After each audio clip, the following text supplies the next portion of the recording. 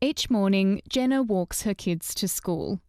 Since their lease ran out in December, they haven't found anywhere to live. We have tried hotel rooms, we have gone to caravan parks, we've gone to powered sites and borrowed mates' caravans. We are literally on our last legs at the moment. After the school drop-off, Jenna keeps walking. Having applied for houses all over the Riverland, she's running out of options. Just a few weeks ago, I got knocked back for three properties in one day. The family is staying with a friend for now, but in a few weeks, a tent on the banks of the River Murray will become home.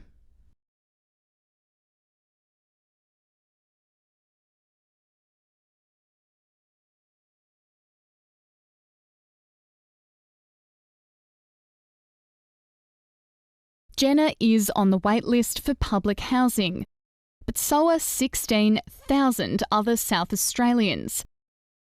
The average wait time for critical cases like hers is 7 months. That's partly because the number of social homes has shrunk over the past 2 decades. At the same time, rent prices have been steadily rising, and since COVID hit, they've skyrocketed. In the past 2 years, the median rent for a 3-bedroom home in Elizabeth South has gone up by $63 a week. In Morphett Vale, it's $70.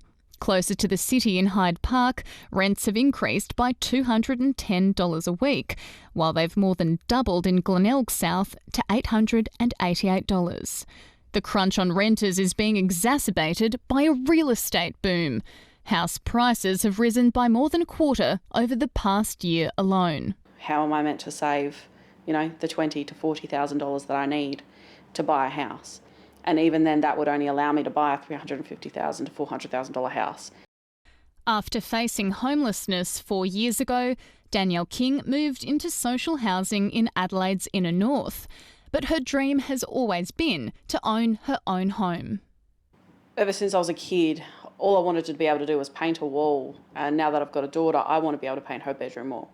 Ms King put herself through uni, got a full-time job and recently a pay rise.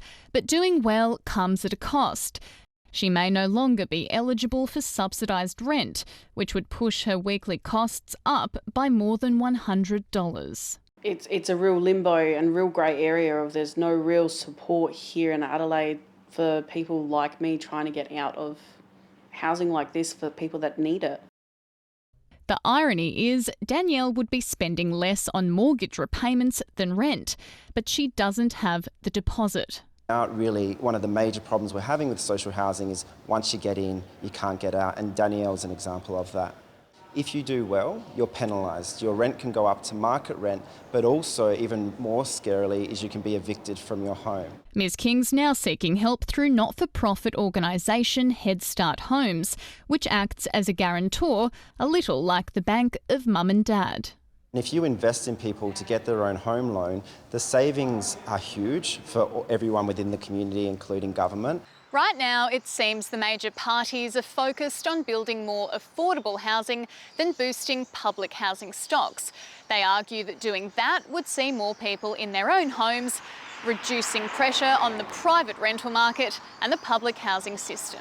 But that could take more time than some people have to spare.